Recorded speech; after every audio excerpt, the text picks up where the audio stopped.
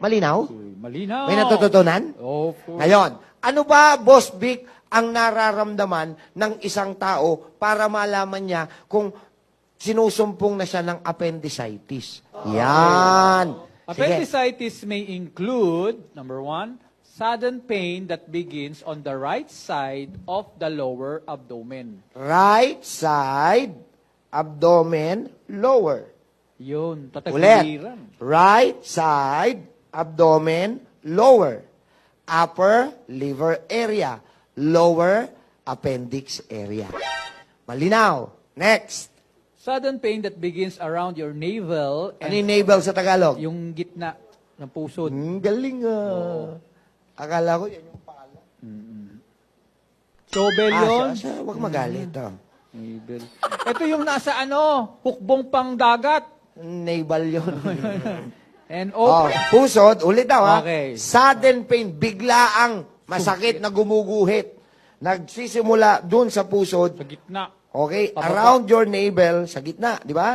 Around, paligid, Oo, pababa. And open shift to your lower right abdomen. Ulitin natin. Yun. Galing sa Sa pusod, pusod, may gumuguhit na pain, shooting pain, pababa, Pababa. papunta sa right abdominal Amen. area. Malinaw ha? Next. Pain that worsen if you cough, walk, or make any other jarring movement. Jarring movements. Ibig sabihin, pagka, di ba, sumusumpong minsan, hindi madalas. So, bigla ka masakit. Ayan. Naku, Naglakad ka. Dali nyo na yan sa ER. Naku. Kasi pag sobrang sakit ng appendix, Baka ng pumutok. appendicitis, ay dapat po appendectomy. Tama. Kasi pwede siya mag-rupture. Mag-rupture. Ano laman niya? Di ba dumi? Lason. Alright, next. Tapos nausea and vomiting. Ito, medyo malala na yung appendicitis na ito. Yung naduduwal na. Yan, akala nyo naglilihi kayo. Lalaki ka pala. Ayun, dali mo. And, Loss of appetite. yan, nawalan ka na ng ganang kumain. Kasi, hindi makadaan ng maayos, di ba, digestive system ang pinag-uusapan, wala ka na rin ganang kumain. Okay, ngayon, so alam nyo na yung mga signs and symptoms. Tanong, Dok, may mga pagkain po ba na pwedeng dahilan para magkaroon kami ng appendicitis? Katulad ng nabanggit ko, yung hindi maayos na lutong pagkain, yung So, mga yun. tubig na marumi, kasi may mga bacteria and viruses yan. Tama? At ito naman po, yung mga paniniwala nyo, huwag kang kakain masyado ng buto-buto. Naiipon yung buto. Paliwanag natin. Boss Vic? What kind of food causes appendicitis?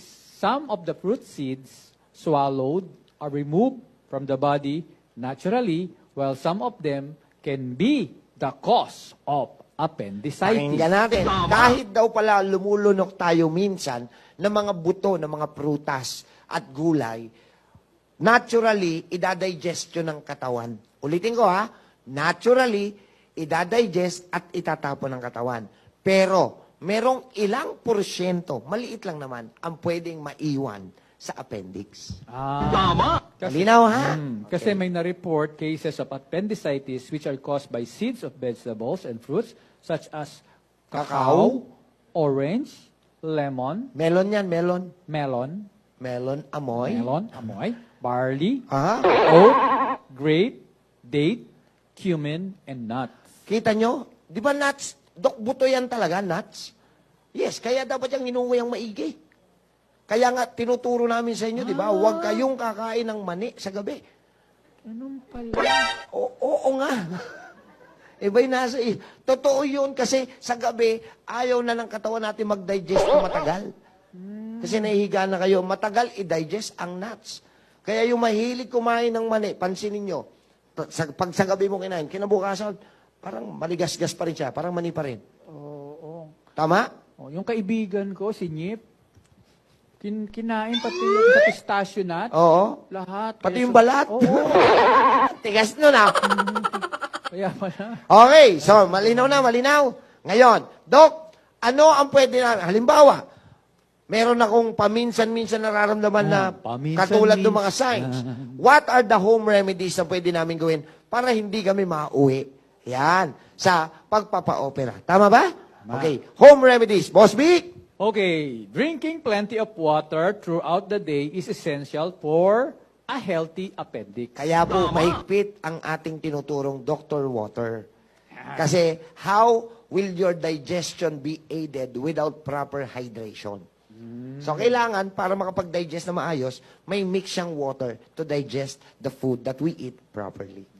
Yung mainit na tubig, Maligamgam. hindi yung kumukulo. Para matanggal yung barason sa Eh! appendix. Sosa. Okay. Next. Prepare a cup of ginseng tea Makakatulong din daw ang ginseng tea. and have it twice daily at it helps in curing the pain and inflammation of the appendix. Ang ginseng kasi ay anti-inflammatory. So, pagka nawala yung maga, mawala yung pain. Ha? Tama? Uminom ako niya, nag-inflame, pare. Hindi siya anti-inflammatory. Inflammatory, beverages. Hindi! Kay Junjun. Ang ginseng ba nakakatigas? Kainin mo yung ugat. Tubuan ka ng ugat. Aninigas ka. Mga Koreano, kung ano nang pinagpapahin. Next! Okay. Consume equal quantity of wild raw black honey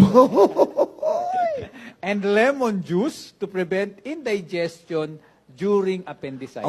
So kung pakinggan nyo ha, meron ka ng persistent pain. Ibig sabihin, medyo napapadalas. Sumusumpong na. 2 o 3 beses na. Anong pinakamabilis?